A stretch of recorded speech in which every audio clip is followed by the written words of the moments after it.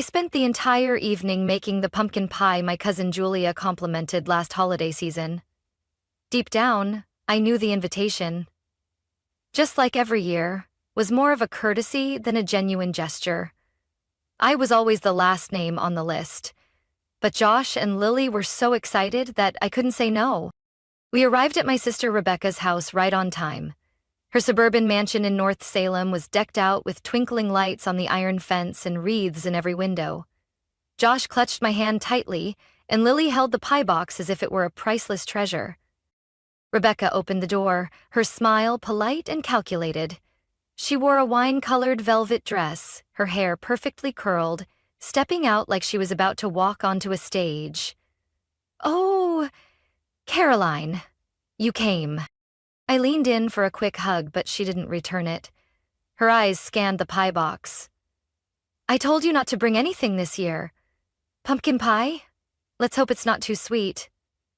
Then she turned and walked back inside without waiting for a reply. Inside, laughter filled the air, mixed with the scent of turkey and cinnamon.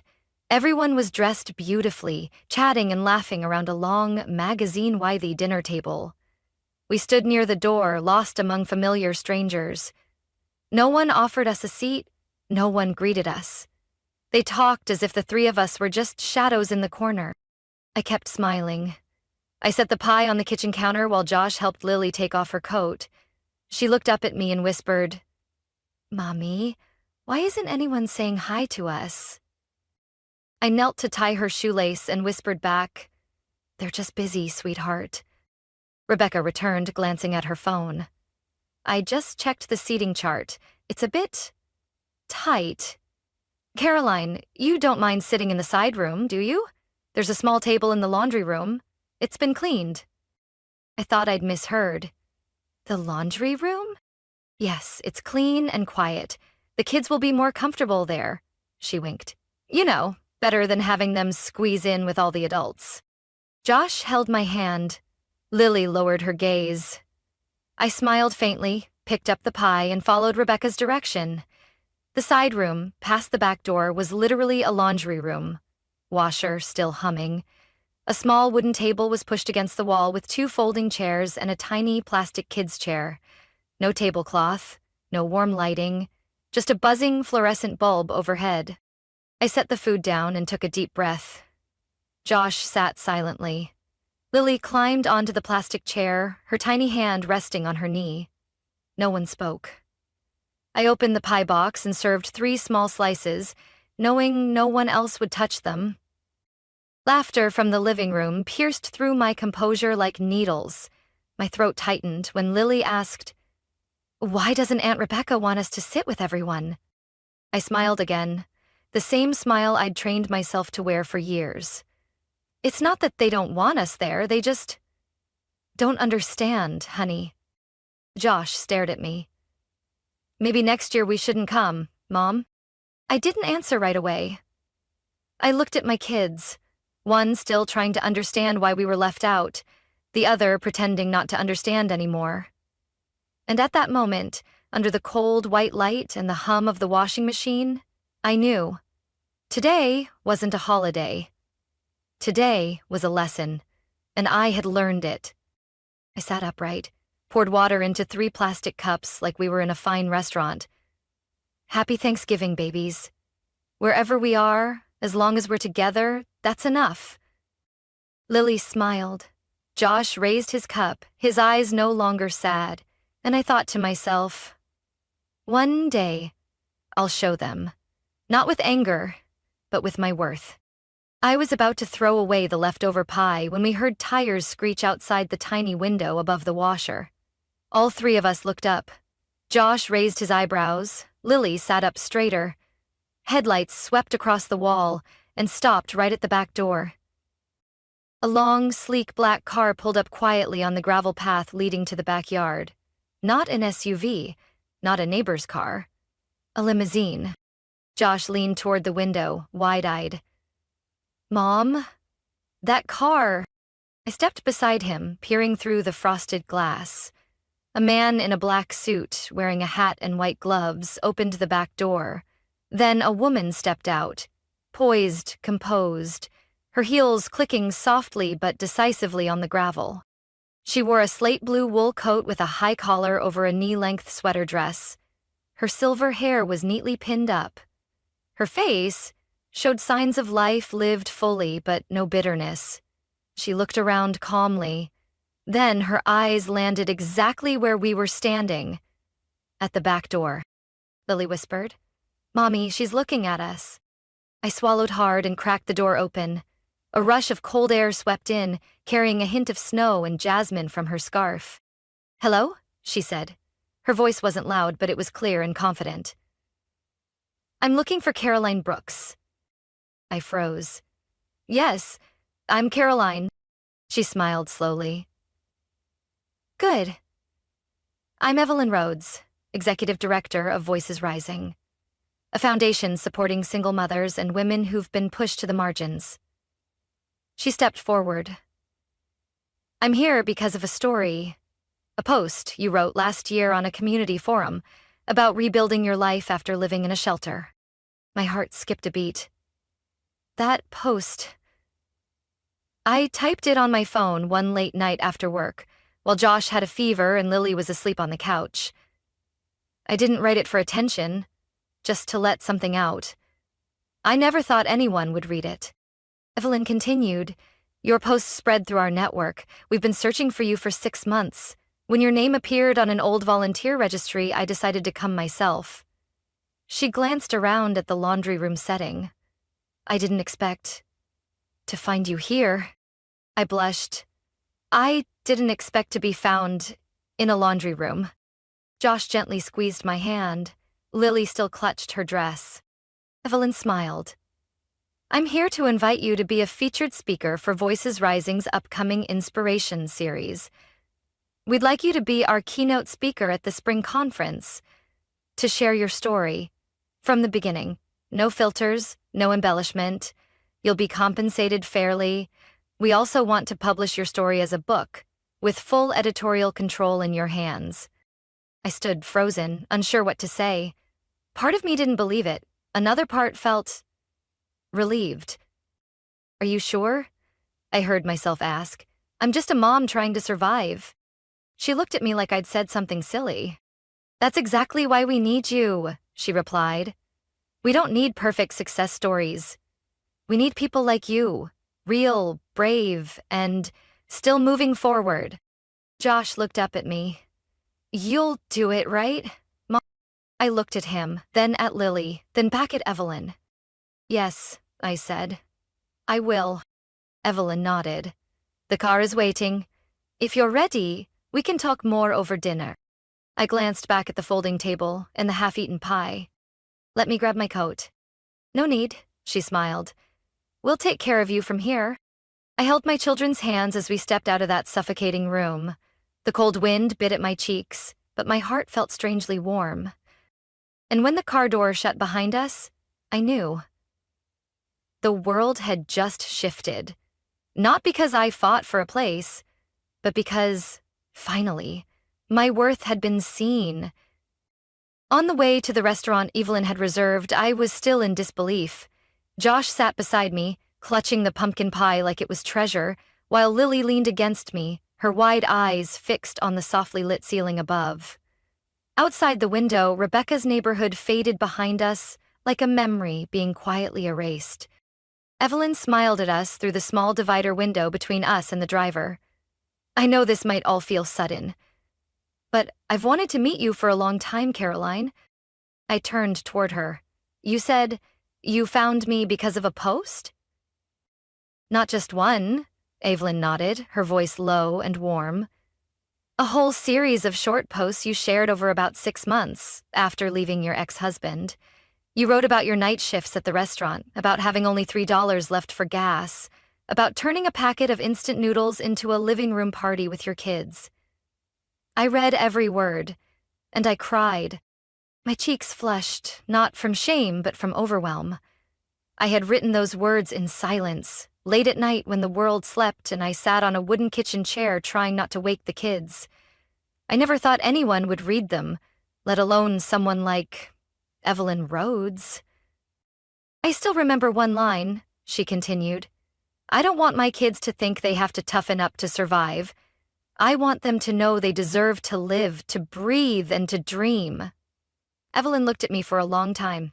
I've never read anything so honest. I clenched my hands gently, trying to steady my voice. I just wrote so I wouldn't fall apart. And that's what made it powerful, she said. Voices Rising is hosting our spring summit soon, bringing together activists, writers, educators, and single mothers from across the country. We need someone to open it, not with credentials, but with heart and lived truth. I want that person to be you. I looked at Josh and Lily. Josh sat still, staring out the window, but his hand rested lightly on his sister's shoulder. Lily remained tucked close to me, nodding softly as if sensing a shift in our lives. But I've never spoken in front of a crowd, I said quietly. I'm not a polished speaker. Evelyn placed a hand on her chest. Caroline, what moves people isn't polish, it's truth, and your truth is what they need to hear. I stayed quiet the rest of the ride. When the car pulled up, the driver opened the door and I stepped out with my children. The restaurant sat tucked into a quiet corner of the city, understated, refined, with warm yellow lights and the smell of fresh bread in the air. We were led to a private room. On the table was a customized menu for the evening and a thin folder placed in front of me. Evelyn gestured toward it. A preliminary contract. If you agree, we'll cover everything. Travel, lodging, childcare, whatever helps you focus on telling your story. I opened the folder and skimmed the neatly typed, respectful text. My name was printed boldly at the top. Caroline Brooks, keynote speaker, Voices Rising, Spring Summit 2026. I exhaled, a long, choked breath of relief and disbelief. I used to think the years I spent struggling through life left nothing behind but exhaustion. But it turns out, the late nights writing blog posts on my old phone, the short journal entries I thought were forgotten, had become the bridge leading me into the light. Evelyn raised her glass of water and looked at me like she saw a version of me I hadn't dared to believe in. I believe in you, Caroline. And I think it's time you believe in yourself, too. I never imagined a night that began in a laundry room could end in an elegant restaurant beside a woman who had read every word I'd written in my weakest moments. Evelyn didn't just speak kindly. She treated me as someone who mattered, not someone who was barely included. When she pushed the contract toward me, I hesitated. The bolded words on the first page made me pause. Caroline Brooks, author and keynote speaker, Voices Rising, 2026. I read it again, slower this time, afraid it would disappear if I blinked. Is this real? I whispered. Evelyn nodded, still smiling patiently. Very real, Caroline. You're not imagining it. She went over the terms. Her organization would cover everything for me and the kids throughout the conference. Airfare, hotel, meals, and on-site childcare. A team of professional editors would help shape my speech and manuscript. They didn't want to change my voice, she emphasized. They just wanted to help me tell the story in its fullest form.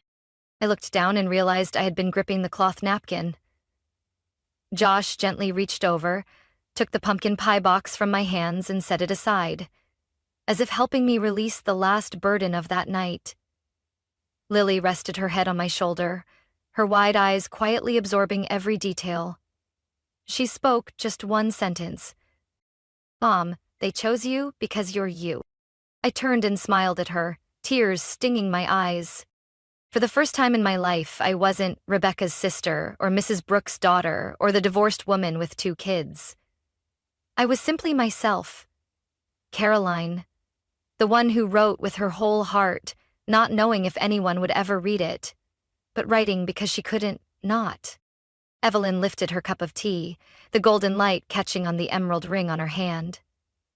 I once told my team, she began, if you want someone who can shift the mood of a whole room with their real story, find Caroline Brooks. I laughed, a little embarrassed. I used to write for 20 readers. Half of them were single moms I met at the community center. And now, Evelyn said. "You'll write for thousands, and I believe they need you more than ever." When dinner ended, I signed the contract. My hand trembled. Not from fear, but because I knew this was a turning point. Not the cinematic kind with fireworks and fanfare, but a quiet, internal click. Like the final gear slipping into place. On the way back, the limousine glided past streets I once knew, but they looked different now. The houses didn't sting anymore. The little diners I once cleaned felt like part of the mosaic of my journey. Josh whispered, "Mom, you kind of look like a celebrity." I shook my head and squeezed his hand. "Not a celebrity, honey, just respected." I turned to Evelyn and thanked her again. She smiled, looking at me not with pity, but with recognition. "Caroline, they didn't give you a seat at the table, but tonight, you were handed a stage." I nodded, feeling light in a way I hadn't for years. And I knew, from now on, I wouldn't be knocking on doors for a place. I'd be building my own. Just as I closed the limousine door, I caught a glimpse of my mother through the dining room curtain. She stood frozen, wine glass in hand, her face caught between shock and confusion. Beside her, Rebecca gripped her wine stem, lips parted as if to speak, but no sound came. Blake leaned against the fireplace, phone in hand, eyes following the car pulling away from their gate. I once dreamed of leaving that house with my head held high, but never did I imagine I'd be leaving in a limousine, with my children by my side, and a powerful woman ready to bring my story to thousands.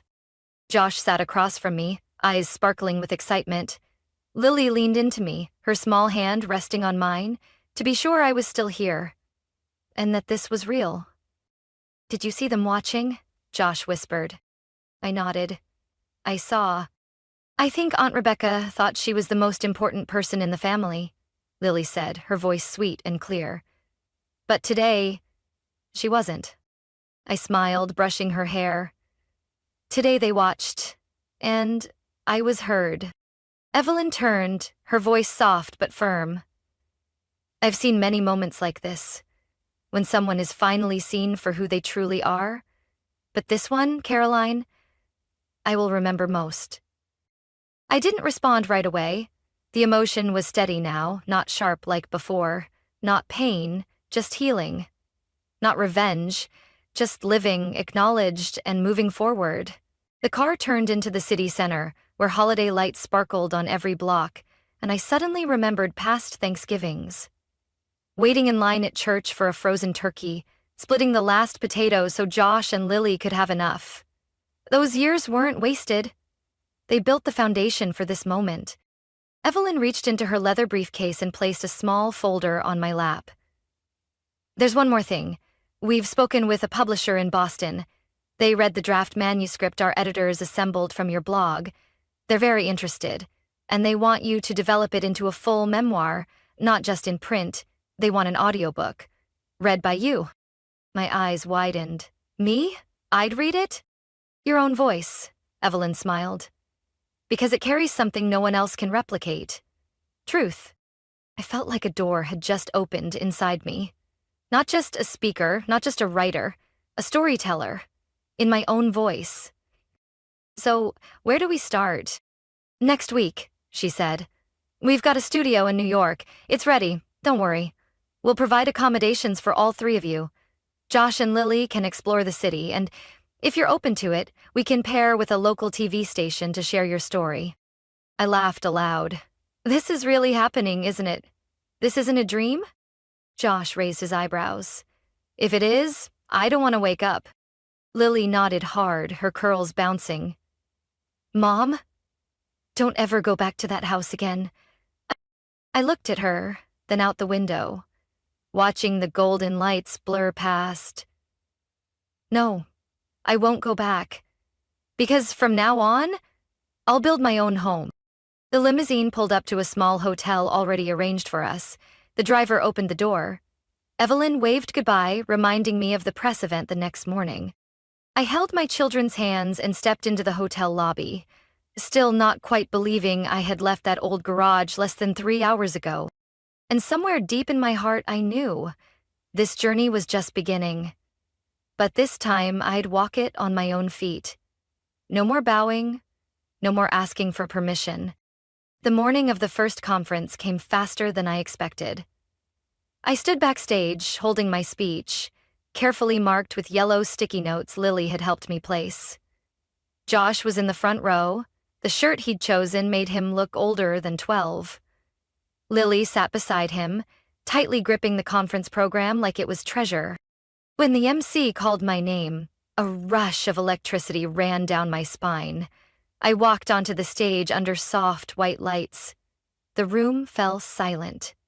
Hundreds of women from all over, some in tailored suits, some in simple clothes, watched me with open, hopeful eyes. I began with where it all started, the laundry room at my sister's house on a cold Thanksgiving. I told them about the years in a 2-bedroom apartment, working 2 shifts a day and blogging at midnight to hold myself together. I didn't sugarcoat anything. I spoke about the shame of food lines, about feeling invisible in my own family, and most importantly, I spoke about the moment I stepped into that limousine with my kids, knowing I had just left the past behind and stepped into the life I chose. When I finished, the room stayed silent for a beat, then came one clap, then another. Then the whole room erupted in applause so loud I almost cried. One woman stood, then another, and then the entire room stood. I couldn't believe it. This wasn't a dream. After my speech, I spent 2 hours meeting attendees. They came to me with shining eyes, holding my hands, telling me their stories. One had lived in her car with 2 toddlers. Another had just left a suffocating marriage. A retired teacher told me she'd felt invisible in her family, until she heard me speak. I don't need permission to exist anymore, one woman told me. Thank you for saying what I've always felt. That sentence stayed with me all day. A month later, More Than Enough officially launched. The cover showed a black and white photo of me and my kids, hand in hand, crossing a busy street, symbolizing how we'd walked through the noise and found our way back to each other. I cried holding the first copy, not because I had a book, but because, for the first time, my name was printed clearly, not under someone else's, not as someone's sister or someone's daughter. The messages started pouring in, emails, comments, handwritten letters. People shared photos of their favorite passages or told me they read the book all night and felt held. One of the messages that moved me so deeply I had to sit in silence for a while read, I used to think my worth only existed if others saw it, but you helped me realize real worth is in how we keep rising every time we're pushed aside. I don't know if I can change the whole world, but I know this. I've touched someone's world. And that's enough. That evening, while I was washing dishes in the kitchen of our new apartment in Manhattan, Lily hugged me from behind and whispered, Mom, do you know how many people called you inspiring today? I laughed, turning to look at her. I'm just someone who learned not to ask for permission to be herself. Josh looked up from the couch. You didn't just learn it. You taught us. I stopped what I was doing, dried my hands, and sat down between my 2 kids. I used to think I was just the leftover pieces other people didn't want. But now I know. I've always been more than that. A year after that fateful night in Rebecca's garage, Thanksgiving came around again. But this time, I wasn't waiting outside a door hoping to be let in. I wasn't holding a paper plate, sitting quietly in some cold, forgotten room. This year, Thanksgiving was held right in my small apartment in Brooklyn. It wasn't fancy, no crystal chandeliers or 12-seat table like my sister's, but my kitchen was warm, the pumpkin pie smelled amazing, and most importantly, everyone there wanted to be there. I woke up early to roast the turkey, while Josh was in charge of the mashed potatoes, and Lily busied herself writing handmade thank you cards for each guest. She designed every card herself, decorated them with little leaf stickers, and wrote in sparkly ink, "Thank you for being the real family to me and my mom." There were just 8 of us at the table. The 3 of us, Evelyn, 2 friends I met at last year's conference, Dina and Carla, and our elderly neighbors from across the hall, Walter and Ruby, who once lent me a pan when I first moved in. None of them were blood relatives, but each had shown up with the kind of kindness I'd longed for my whole life. Evelyn arrived early, bringing homemade pumpkin soup. She entered the way she always did, confident, calm, and with a quiet grace that made everyone feel valued without needing to say a word. "This is the first year I didn't attend the office party," she said as she placed the pot on the table. "I think this is where I really wanted to be." I smiled, tying an apron around her waist. "Well, then today, you're not the director, you're my sous chef." "Sous chef?" Evelyn teased. "You might want to rethink your leadership style, Caroline." Laughter filled the kitchen and spilled into the living room. Josh turned on some soft jazz, while Lily darted around, making sure each fork was perfectly placed, reminding me every time I forgot the napkins should go on the left. We gathered around a small round table, too small for all the food, so a few dishes were stacked on the bookshelf. But no one cared. Walter told the story of how he met Ruby at the public library. Carla shared her project supporting single mothers in Queens. Dina excitedly mentioned starting her first baking course. And me? I just sat there, listening, smiling, and looking at my kids with a gratitude too big for words. As the meal wound down, Lily stood up, holding a folded piece of paper. She cleared her throat, serious like she was about to present in school. "I have a speech," she said, and everyone chuckled. "The first Thanksgiving speech," I whispered. Lily began to read, slowly but confidently. "Last year, I ate Thanksgiving dinner in a laundry room. I didn't understand why we were placed there. But this year, I get it. Because if we hadn't been put there, we wouldn't have found the place we belong. Today, I know I'm home." I covered my mouth, tears slipping out before I noticed. Evelyn gently placed her hand over mine and gave it a soft squeeze. Josh stood up after his sister, quietly adding, "Mom, we're proud of you. Thank you for never stopping." I stood too, raising my glass of apple cider, my voice trembling. I used to think family was something unchangeable, those who gave birth to us, raised us. But now I understand. Family is the people who choose to love you freely, every day. And today I'm surrounded by the family I built with my own heart. We clinked glasses. Not in unison, not perfectly, but with sincerity. After dinner, Lily pulled out an old board game and Josh replayed the video of my conference speech. I didn't stop him. I'm not afraid of hearing myself anymore. The voice in that video belonged to a woman who once felt invisible, but who now knew she didn't need permission to matter. That night, after everyone left, I sat in the kitchen holding a warm mug of tea, candles flickering low. A new message came in from my mother, just like every year. Cold, short. "Hope you're doing okay. Happy Thanksgiving." I didn't respond right away. I looked around our little apartment. Crumbs on the table, Lily's card still in the center, and laughter still echoing softly in my heart. I smiled. I was okay. More than okay. Because I had found a family that didn't need to share my blood to be part of my soul. A week after Thanksgiving, I received an invitation from the National Women's Conference. They wanted me back as a guest of honor for the closing session, but this time not just to speak. They wanted me to join a roundtable with women who had heard my speech the year before and made powerful changes in their lives. I said yes without hesitation, because I knew my presence wasn't about proving anything anymore. It was about listening, sharing, and reaffirming one truth. Sometimes being pushed aside isn't the end. It's the beginning of something far more meaningful. This year's conference was held at a newly opened art center in Chicago. When I walked into the auditorium, I felt no fear or doubt. I wore a soft gray suit designed by Carla, my dearest friend from last year's summit.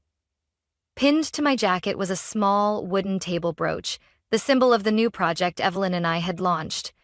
Build your own table, helping women build careers and confidence from the ground up. I sat among 6 women, each one a living story. One had been shut out by her family, Another had overcome abuse, unemployment, or loss. But all of them had one thing in common. They heard my story a year ago and asked themselves, if she did it, why not me? The first to speak was Marcy, a retired teacher. She said that after watching my video, she applied to volunteer at a skills center for single mothers. I used to think I had nothing left to offer, she said. But then I realized worth isn't in titles. It's in making someone feel seen. Next was Shonda, a mother of 3 who had once been homeless. Now she ran a small bakery near her kids' school. I watched the part where Caroline said, "We don't need to ask for seats. Build your own table." And I started saving pennies and digging up my grandma's old recipes to carve out my own place. I listened to each voice, my heart filled with something raw and real, faith, effort, and dignity rediscovered. When it was my turn, I didn't use my prepared notes. I stood, took a deep breath, and looked into the faces waiting for me. I used to be the one behind a closed door. I thought I had to be softer, smarter, less troublesome to earn a place at someone else's table. But the truth is, sometimes people don't reject you because you're lacking. They reject you because they don't know how to value you. And that says nothing about your worth. It only means it's time to build your own table. I saw Evelyn's eyes glisten from the audience. Josh sat in the 3rd row, taller than I remembered. Lily waved with tight lips, trying not to cry. I once sat in a garage and thought I was an extra piece. But that garage wasn't the end. It was the start. That was the place where I stopped asking to be seen and started choosing to believe I already mattered. The room was silent, not out of disinterest, but because they were with me, fully. These women weren't just an audience. They were proof of what I'd learned. When you stop waiting for an invitation, the world begins to open in ways you never imagined. The event ended with hugs, exchanged cards, and promises to keep building more tables together. That night, back in my hotel room, I opened my laptop and typed the first line of my 2nd book. Not everyone needs a seat. Some of us are meant to have a stage. I looked up and saw myself in the mirror. Not the woman pushed into the laundry room, but the woman at the center, with a voice, a heart, and a life that no longer needs permission to begin. Caroline's journey is living proof that sometimes being pushed to the margins is exactly how we find our true worth. From a single mom cast aside by her own family, she rose to tell her story in her own voice and inspired thousands. Caroline no longer lives to be accepted, she lives to be herself. And in doing so, she found success, healing, and a chosen family built on genuine love. What do you think of Caroline's journey? Have you ever experienced a moment like hers? Share your thoughts in the comments below, and don't forget to follow the channel for more powerful stories about life and family. I spent 2.5 years planning my dream wedding. Every detail was carefully thought out. From the romantic beachfront venue in Charleston, South Carolina, to the exquisite menu featuring all my favorite dishes. Andrew, my fiancé, and I had been in love for nearly 4 years, and I had always believed we would have a happy marriage. Everything seemed perfect, except for one major issue. Andrew's parents had never accepted me. His mother, Vivian, always carried herself with an air of elegance and coldness. The first time we met, she scanned me from head to toe, as if evaluating whether I was worthy of joining their family. His father, William, was quieter but always distant. He spent most of his time bragging about his investments and the exclusive clubs he was a member of. I didn't come from a prestigious family. My parents were hardworking people, and I was proud of that. I had no interest in elite circles, extravagant dinners, or luxury trips meant for showing off. I loved Andrew for who he was, not for his family or wealth. But to Vivian and William, that didn't matter. They always believed their son could find someone better. Andrew used to tell me not to worry. They'll come around. He reassured me every time I expressed my concerns, but I knew it was an empty promise. Over the years, they had never changed the way they saw me, and I was beginning to realize that I wasn't just marrying Andrew. I was stepping into a family that never wanted me there. Still, I tried. We sent out invitations, picked out wedding flowers, tried on dresses, and sampled cakes. I spent hours meticulously planning every detail of our big day, while Vivian remained indifferent to everything I did. But that didn't stop me from looking forward to the moment I would officially become Andrew's wife. And then, just 1 week before the wedding, everything fell apart. I still remember that afternoon vividly, exactly 1 week before our wedding, when Andrew showed up with a slightly forced smile. "My parents just planned a trip," he said, avoiding my gaze. I set my teacup down, frowning slightly. "Now?" "Yeah, just a short getaway to Palm Beach. They said it's a family tradition. A little vacation before someone gets married." I had never heard him mention this tradition before, and if it was so important, why hadn't they brought it up earlier? "Why so last minute?" I asked, trying to keep my voice calm. Andrew shrugged. "They just want to spend some time with me before everything changes. You know, like parents wanting one last moment with their son before he becomes a married man." It sounded reasonable, but something felt off. I stared at him, searching for any sign of hesitation, and just as I feared, Andrew avoided my eyes. "Can I come?" I asked, half joking. He laughed, but it wasn't genuine. "You know my mom wouldn't like that." A wave of coldness washed over me. Of course, Vivian would never allow me to come. In her eyes, I had never been part of their family. "How long?" I asked. 4 days. Leaving Thursday, back on Sunday." I clenched my hands under the table. 4 days right before the wedding? Strange. But I didn't want to turn it into an argument, especially since Andrew already seemed set on going.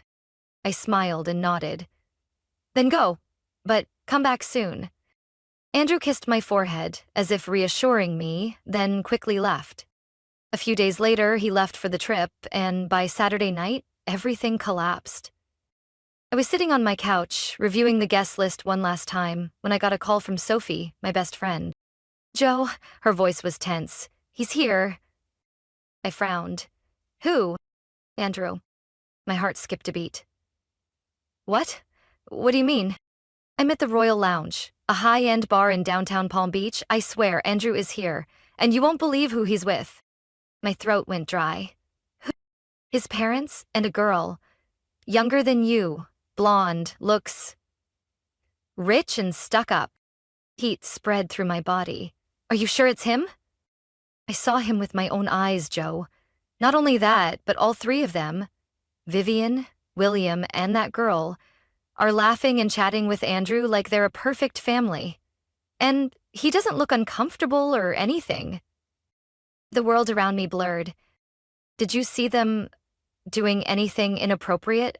I asked, my voice tight. Sophie hesitated.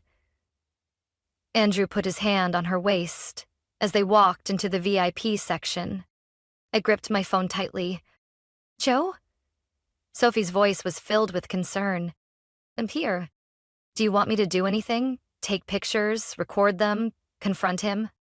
I took a deep breath, trying to steady myself. If Sophie had seen them, chances were other people had too. If this was really what I thought it was, I needed proof. "I need evidence," I whispered. "Take pictures, videos, anything you can." "I got it," Sophie said immediately. "I'll do it now." I sat frozen on the couch, staring at my phone as if it could somehow give me a reasonable explanation. So this was the real reason for the sudden trip. Not to spend time with their son before the wedding, but to introduce him to a new candidate, a girl they deemed more suitable than me. Who was she? An old acquaintance? A family friend? Or someone they had deliberately set him up with? I closed my eyes, trying to suppress the anger rising inside me. If this was real, if Andrew was truly involved in this, then it wasn't just my wedding that was over. My entire life was about to change forever. I didn't sleep at all that night. My phone sat on the table, filled with Sophie's messages, along with a few hastily taken photos. The quality wasn't crystal clear, but it was enough to recognize Andrew and that girl sitting close together, laughing like they had known each other for ages. In another photo, Vivian was resting her hand affectionately on the girl's shoulder, as if she had already welcomed her into the family. I couldn't believe it. But anger wasn't enough. I needed more. I needed solid, undeniable proof.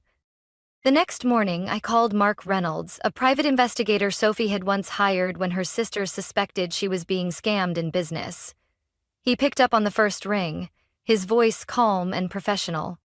"I need to investigate someone," I said bluntly. Mark wasn't surprised. "Tell me what you know, and I'll take care of the rest."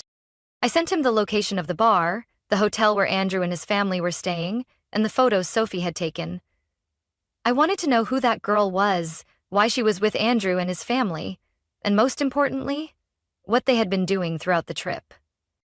Mark promised to update me as soon as he had anything. 48 hours passed in absolute tension. I didn't text or call Andrew. I waited. And then, on Tuesday morning, my phone rang.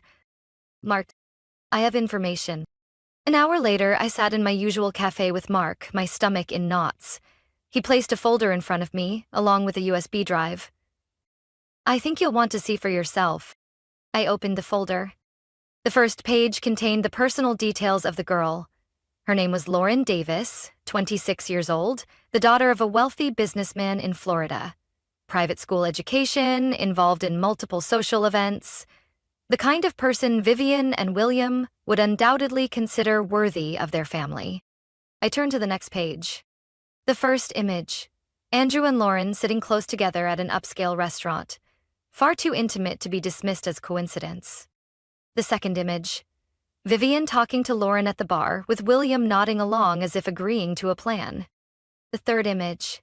Andrew and Lauren walking out of a jewelry store together. My stomach twisted. "There's more," Mark said, sliding the USB toward me. "I have a few video clips, especially this one." He opened his laptop, plugged in the USB, and pressed play. On the screen, Vivian and Lauren sat in the hotel bar, cocktails in hand, their voices clear through the hidden microphone Mark had used. Vivian leaned toward Lauren, speaking with absolute confidence. "As long as you do your part well, I'll handle the rest.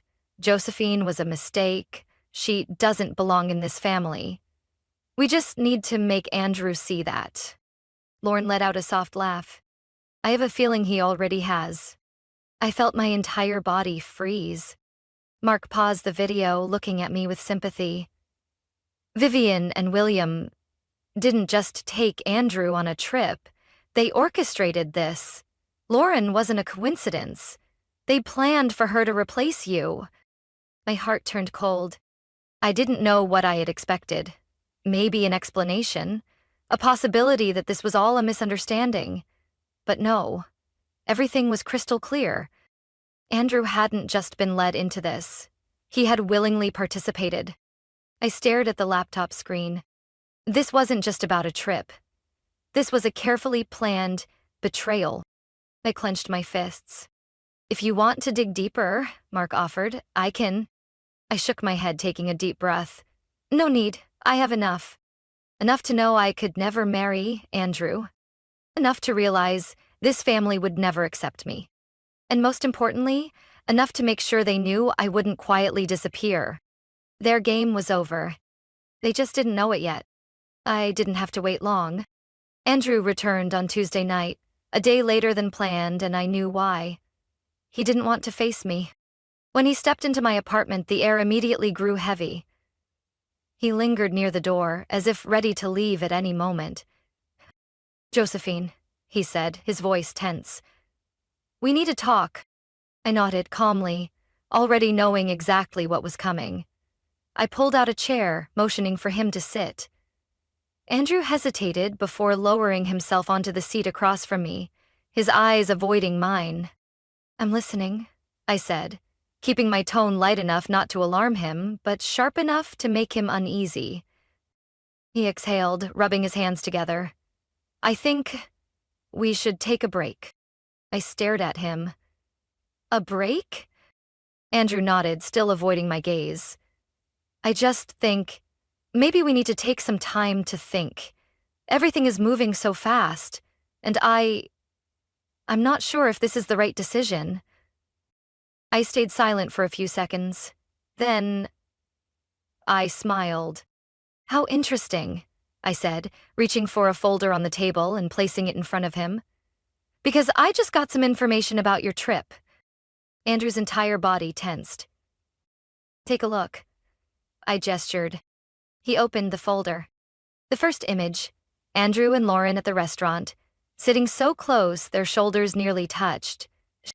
The second image, Vivian smiling at Lauren in the bar, an expression full of meaning. The third image, Andrew and Lauren leaving a jewelry store together. I watched as horror slowly spread across his face while he flipped through the pages, eventually reaching the last section. A transcript of text messages Mark had retrieved from Lauren's phone. Messages from Vivian. Just spend time with him. We'll take care of the rest. Andrew swallowed hard, flipping to the final page. A screenshot from the video at the bar where his mother promised Lauren that this wedding would never happen. I crossed my arms, watching him. Do you have anything to say? I asked, my voice steady. Andrew set the folder down, his hands shaking. Josephine, I can explain. I raised an eyebrow. Explain? Explain how your mother arranged a meeting with another woman right before our wedding? Or explain how you let it happen so easily?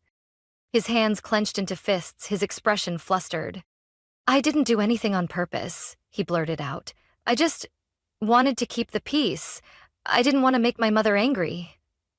I didn't want to cause trouble. I let out a short, humorless laugh. Keep the peace? I repeated, my gaze sharp. You think letting your family sabotage your own wedding is keeping the peace? Andrew fell silent. And at that moment, the door swung open. Vivian walked in as if she owned the place, followed closely by William. In her hand was a notebook, probably my wedding planner, something that no longer meant anything. Can we talk like adults? Vivian said, her voice carrying its usual authority.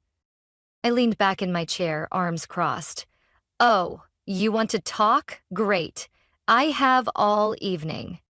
She glanced at the folder on the table, her eyes narrowing slightly. This is ridiculous. Josephine, you're overreacting. I let out a light laugh. Overreacting? You mean I'm not supposed to react when my fiancé's mother hires another woman to replace me right before my wedding? William spoke coldly. We only want what's best for Andrew. We don't think you're the right long-term choice. A cold fury spread through me. I turned to Andrew. Did you know about this? He was silent for too long. And that said everything. I took a deep breath, locking eyes with Vivian. You think you get to choose your son's wife? She gave a small, dismissive smile. I'm just making sure my son doesn't make a mistake. My phone buzzed on the table. I glanced at it. A message from Sophie. Lauren is still in Palm Beach. She just bragged to her friends that Andrew's family made sure this wedding would never happen. I set my phone down and looked directly at Vivian. Well, I have good news for you, I said, my voice calm but carrying the weight of a verdict. You got what you wanted. I stood up, grabbed the folder and slid it toward Andrew. This wedding is off. Andrew's face went pale. Josephine! I'm done, Andrew. I held his gaze for a long moment, letting my words sink in. I'm not marrying someone who can't stand up for himself. I'm not marrying into a family I'll have to fight against for the rest of my life.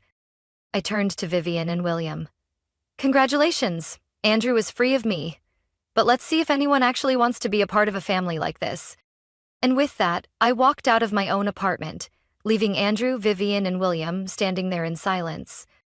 I slammed the door behind me, taking a deep breath, but the air felt thick. I was shaking, but not from sadness. There were no more tears, no more pain. Only a quiet, simmering rage, pulsing through every part of me. I couldn't stop here. I needed to know the full truth. I grabbed my phone and dialed Sophie. She answered on the first ring. You okay, Joe? I'm fine, I said firmly. But I need to know more. Lauren, what else did she say? Sophie hesitated for a second, then sighed. Joe, you won't believe this.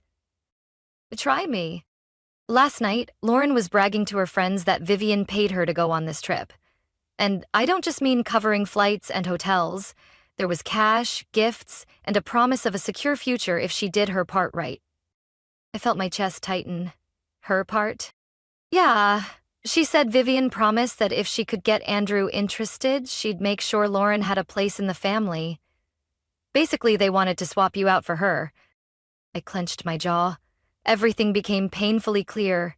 This wasn't just a casual trip. This wasn't just some new friend Andrew happened to meet. This had been orchestrated from the start. You're sure about this, Sophie? Joe, I recorded it. I went still for a few seconds. She continued. I left my phone on the table when Lauren was talking. I got her voice, crystal clear, talking about how Vivian promised to push you aside. I put my phone on speaker, opened my laptop, and downloaded the recording from Sophie. Pressing play, Lauren's voice came through, clear, undeniable.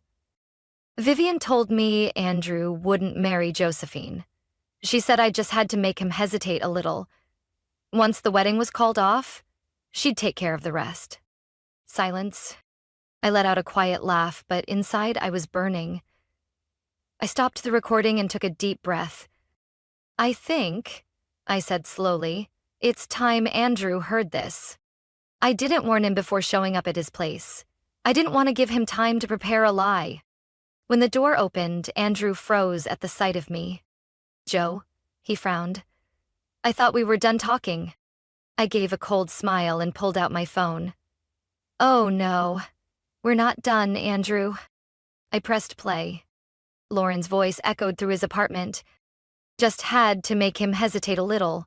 Once the wedding was called off, she'd take care of the rest. Andrew's face went from pale to deep red. What is this? He stammered. Proof. I slipped my phone back into my pocket. Were you going to tell me your mother paid Lauren to seduce you? Or were you just going to stay quiet, like every other time? Andrew pressed his lips together but said nothing. I stepped into the house, leaving the door wide open behind me. And you know what's funny? I tilted my head. The whole world is about to find out about this. I pulled out a new folder and slammed it onto the table. This is everything: photos, messages, payment receipts from your mother to Lauren. I crossed my arms. So, Andrew, do you have anything left to say? He swallowed hard. Joe, I didn't know. I laughed. You didn't know? You didn't think it was suspicious when Lauren conveniently showed up right before our wedding? You didn't realize your mother was manipulating you? He closed his eyes, rubbing his forehead. Oh, I didn't want to disappoint her, he muttered. I couldn't believe what I was hearing. So you didn't care about hurting me as long as your mother was happy? I crossed my arms tighter. He stayed silent. And that was my answer. I took a step back, as if I was finally seeing him clearly for the first time. You never stood by me, I said slowly. You let them do this, and you didn't stop them. Andrew didn't argue. I shook my head and picked up the folder. Fine, I said, a faint cold smile on my lips. If you won't pick a side, I'll pick for you. Andrew frowned. What does that mean? I turned toward the door, glancing at him one last time. It means, I said, my voice sharp, your mother is about to regret messing with me. And with that, I walked out, leaving Andrew drowning in his own silence. I didn't just walk away quietly. If Vivian thought she could manipulate everything to her liking without consequences, she was wrong. I spent the entire night planning, and the next morning I sent a group message to Andrew, Vivian, William, and Lauren. We need an emergency meeting at the wedding venue at 2 p.m. If you want to clear things up before it's too late, be there. I didn't explain further. I wanted them to worry, to ask themselves 1,000 questions. And I knew for sure that Vivian wouldn't be able to resist an invitation like this. The wedding venue was supposed to be the place where I exchanged vows with Andrew. But today, it was just a stage where I would expose everything they had done. Vivian and William arrived first, walking in with their usual air of superiority, as if they were still in control. Lauren followed shortly after, her wavy blonde hair perfectly styled, her eyes glinting with smug confidence. And then Andrew walked in. He looked like he hadn't slept in days. But I didn't care anymore. I didn't waste time. Once they were all seated, I turned on the projector. The first image appeared on the screen, Vivian sitting at the hotel bar in Palm Beach, speaking to Lauren. "As long as you do your part well, I'll handle the rest." Vivian stiffened. William leaned back in his chair, his face hardening. Andrew leaned forward slightly, his eyes locked on the screen. The next image, Lauren and Andrew outside a jewelry store, laughing and talking closely. Lauren let out a small laugh, crossing her legs, her voice full of defiance. "So what? You're just trying to turn this into some unnecessary scandal?" I raised an eyebrow and pressed play on the next video clip. On the screen, Lauren's voice rang out, chillingly clear. "Vivian told me Andrew wouldn't marry Josephine. She said I just had to make him hesitate a little. Once the wedding was called off, she'd take care of the rest." Silence filled the room. Lauren froze, but tried to maintain her composure. "You have no right to invade my privacy." I laughed, shaking my head. "Privacy? You tried to destroy my wedding, and now you want to talk about privacy?" Andrew lowered his head, rubbing his forehead. I turned to him. "Did you know about this?" He didn't answer immediately, and that alone was an answer. Vivian still wasn't ready to back down. "Josephine, don't be so emotional. We were simply introducing Andrew to better options. What's so wrong about that?" I clenched my fists, locking eyes with her. "What's wrong is that you don't get to make that decision for your son. What's wrong is that you can't respect his choices. And most importantly, you thought I would just sit back and tolerate it." William finally spoke, his voice low and firm. "We were only thinking about Andrew's long-term future." Andrew lifted his head, looking at his father. "Long-term future?" His voice wavered. "By arranging for me to betray the woman I was supposed to marry?" Vivian's grip tightened on the straps of her purse, but she said nothing. I turned to Andrew, my voice calm but sharp. "Do you see it now, Andrew? This is how they treat you. Like a puppet, a piece on a chessboard for them to move however they please." Andrew swallowed hard, but still didn't say a word in my defense. Lauren clicked her tongue, then let out a quiet chuckle. "Well, either way, you're not really a problem anymore." She shrugged. "Andrew's already made his choice." I gave her a small, knowing smile and nodded. "You're right." I turned to Andrew, holding his gaze for a few seconds. "You had so many chances to stand by me," I said, my voice void of anger, filled only with pure disappointment. "And you never did." Andrew opened his mouth as if he wanted to say something, but no words came out. I shut my laptop and picked up my bag. "Then go ahead and do what you do best, Andrew," I said, my voice light but weighted with meaning. "Stay silent and let your mother decide for you." And with that, I walked out of the room without looking back. No more wedding, no more Andrew, no more toxic family. And for the first time in months, I felt freer than ever. I left the wedding venue without a single glance back. No final words, no further explanations. Everything was already crystal clear. I didn't need to hear any more justifications. What I had done wasn't just canceling a wedding. I had freed myself from a toxic family, a man who never had the courage to stand up for me, and a future I had almost been trapped in. A few hours later, I sat in my apartment, reading messages from friends and family, people who had just heard that the wedding was off.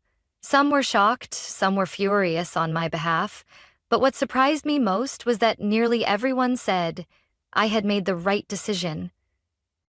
And when I opened Instagram, I knew immediately that the drama wasn't over. Lauren, just as I had expected, couldn't keep quiet. She posted a selfie at a luxury bar holding a glass of wine, with a caption dripping with arrogance. Not everyone is meant for high society. Some people simply don't meet the standards. In the comments, people from Andrew's social circle were already asking questions, trying to figure out what had happened. Some defended me, some tried to stay neutral, but regardless of what they said, the rumors had already spread. I sighed, but not out of sadness, just sheer exhaustion at their shamelessness. Within a week, Andrew's family's reputation collapsed in a way they never saw coming. The high-profile wedding guests, the influential business and social figures, began to distance themselves from Vivian and William as the truth unraveled. Turns out, not everyone approved of a family that treated marriage like a business transaction. Some of Andrew's closest friends even cut ties with him, not because they were particularly loyal to me, but because they didn't want to associate with a man who had no backbone, someone who let his mother dictate his life. Vivian desperately tried to regain control of the situation. She hosted a private event to show that their family was still intact, but no one cared anymore. No one wanted to be labeled as someone who supported a staged, manipulative scheme to break up a wedding. And Lauren? She lasted exactly 3 weeks with Andrew. 3 weeks. At first, she was by his side constantly, enjoying the attention from those curious about the scandal. But when she realized Andrew had no control over his family's finances, when she understood there was no extravagant wedding, no elite status to claim, she left without a word. Andrew was left alone, with a disgraced family and a life that was no longer his to control. And me? I didn't spend time crying over what was lost because I lost nothing at all. Instead, on the day I was supposed to walk down the aisle, I did something I never thought I would. I threw a non-wedding party. My friends showed up in full force, bringing wine, cake, and glamorous outfits as if we were attending the most extravagant celebration. There were no tears, no regrets, just laughter, music, and an overwhelming sense of freedom. I wore a deep blue silk dress, the one I had chosen to replace my wedding gown, and stood in the middle of my living room, a glass of wine in hand. Sophie looked at me and smiled. "How does it feel?" I thought for a moment, then grinned wider than ever. I've never felt better. And that wasn't a lie. I had escaped a disastrous marriage before it even began. I no longer had to fight for a family that would never respect me. I no longer had to be with a man who lacked the courage to stand up for his own love. I lost nothing. In fact, I had just reclaimed everything. As I cut into the wedding cake, the only thing left from what had been planned. I didn't feel heartache or bitterness. I laughed, scooped a bite with my fork, and savored it. "Sweeter than any wedding," I murmured. And as the music played, as I danced with my friends under the glittering lights, I realized the most important thing of all. I had won. Not because I had gotten revenge on Vivian or humiliated Lauren, not because Andrew was left in the loneliness he deserved, but because I had chosen myself. And that was the greatest victory of my life. Josephine's story is not just a lesson in love and betrayal, it's proof of the power of knowing your worth. In real life, many people stay trapped in toxic relationships, afraid of being alone or unwilling to walk away after investing so much time and emotion. But the most important thing isn't holding on to someone who doesn't deserve you. It's having the courage to let go when necessary. Sometimes, losing what you thought you needed is exactly how you find yourself in a better future. What do you think about Josephine's story? If you were in her shoes, what would you have done? Share your thoughts in the comments. And don't forget to follow the channel for more compelling stories about family, love, and life's valuable lessons.